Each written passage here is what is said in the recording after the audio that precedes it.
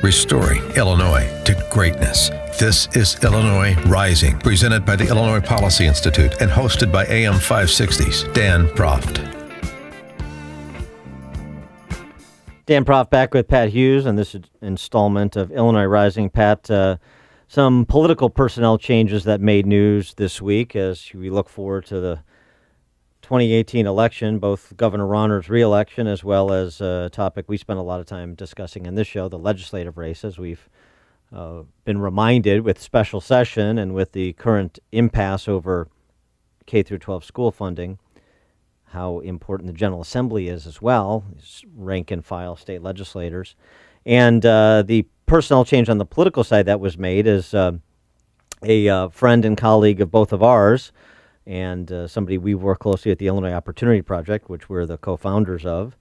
Matt Bessler was named as a strategic advisor for the Illinois Republican Party, essentially replacing the role that Mike Zolnarevich had previously played. I know this is a little inside baseball, but he went to pursue an opportunity in the private sector.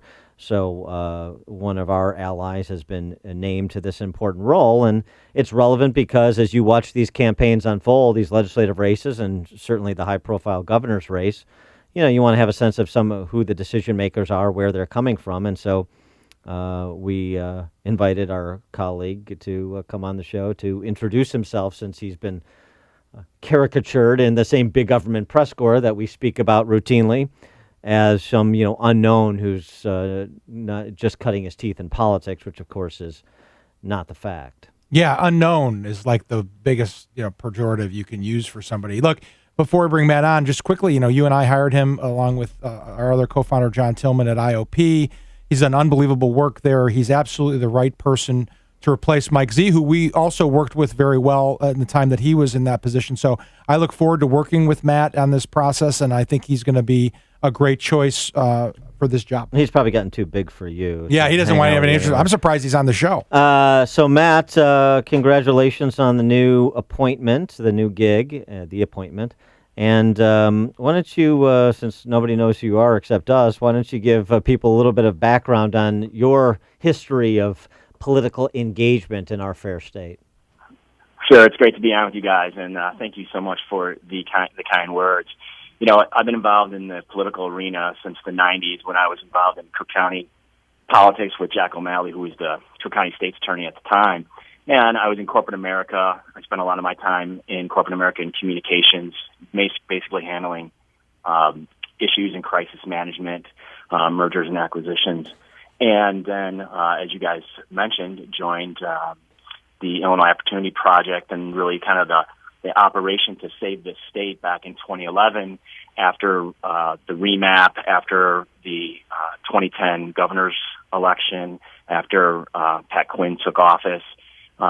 We had a state that was literally being driven into the wrong, going the wrong direction. And so at the Illinois Opportunity Project, we worked hard on free market principles and pushing that agenda to try and get good free market principle candidates elected for state rep and state senate.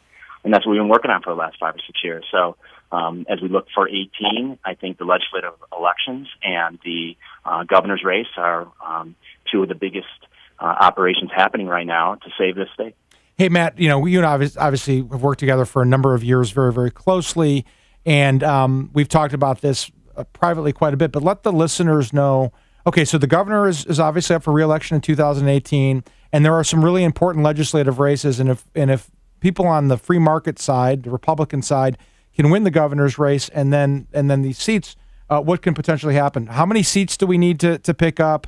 How are the prospects looking for that, and how is the governor looking to move forward towards his reelection? Sure. So, the goal is, we need to get out of the minority. And to get out of the minority, we need to look at picking up 9 seats in the House.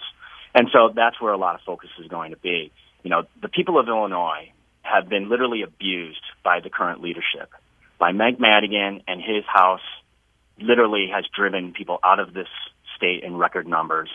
People their wallets continue to get drained by the highest property taxes in the nation, high unemployment, education, and safety, certainly in Chicago, are all important issues for these families. And they're choosing, if they can, to leave this state, to our bordering states, and to other opportunities for a better quality of life.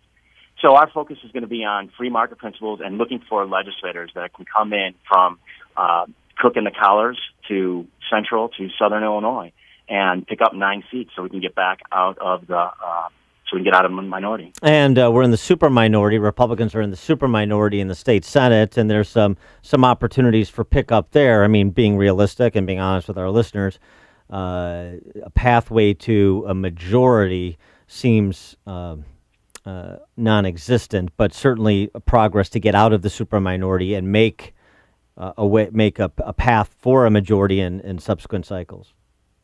That's exactly right. And last cycle, we got out of that super minority because we picked up some races and picked up some seats and got out of that. So in the we House, were going into this cycle. What's that? We got out of the super minority in the House, so we need it right. And so having a veto proof setup was what we were looking at going in. Now we had 15 that decided that they wanted to side with Mike Madigan and vote for a tax increase. So that's going to put those legislators in a position where they're going to have to defend that. And they're going to have to defend that to their constituents. They're going to have to look at their constituents in the eye and say, look, I increased your taxes. Even if I said I wasn't going to, I did. And they're going to have to explain that. And I'll tell you what, the people in these districts, the people across Illinois, are getting tired of being told one thing by these politicians and then watching them do something else. They're going to have to be held accountable to that. Hey, Matt, we did this type of thing. We've been doing it for many years, and we did it pre-Governor Rauner, right, when we were sort of in the wilderness, and now post-Governor Rauner, where we've had some success in picking up seats, and now we look in 2018. Tell the listeners the difference. I think the governor is really invested in winning these legislative races as well as other people that are involved in this process. Take listeners through the sort of the positive nature of having this type of governor interested in these types of races. Well, you're absolutely right, and that's why coming over and being part of this organization is a great opportunity for the people of Illinois, because the governor is doing that exact thing. Since the day he was elected, he has been fighting for these taxpayers. He's been fighting for those families who get up every single day, go to work, shake off the struggles from the day before, and try and get things done. And he's been out there every single day fighting for them.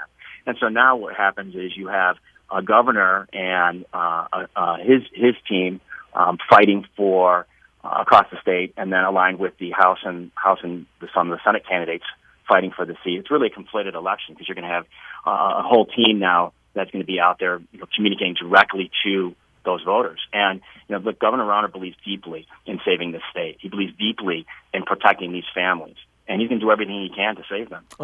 But we need other people to step up in addition to Rauner, and that means getting good quality candidates in these races that must be won in order to depose Mike Madigan, in order to get out of the super minority in the Senate. So give us some perspective on sort of the approach to candidate recruitment, some of the candidates for legislative races that have been identified in terms of their profile, and where you think that's at in terms of the necessary predicate to have a chance to get out of the minority and super minority respectively, because you can't beat somebody with nobody as it goes. No, that's exactly right, Dan. And so we've been involved in this business of identifying, recruiting, and training candidates since the 2012 election. And so gotten to know a lot of these districts across the state, gotten to know the organizations within these districts, and gotten to know a lot of the families within these districts.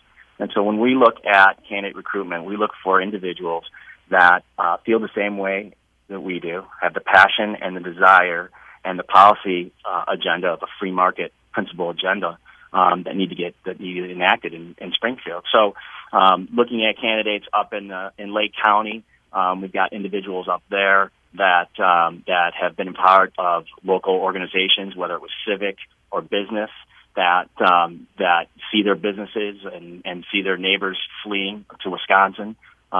We've got in the western suburbs, we've got individuals that now I'm talking about like Maine Township up through Elk Grove and where you're at, and up into Schaumburg.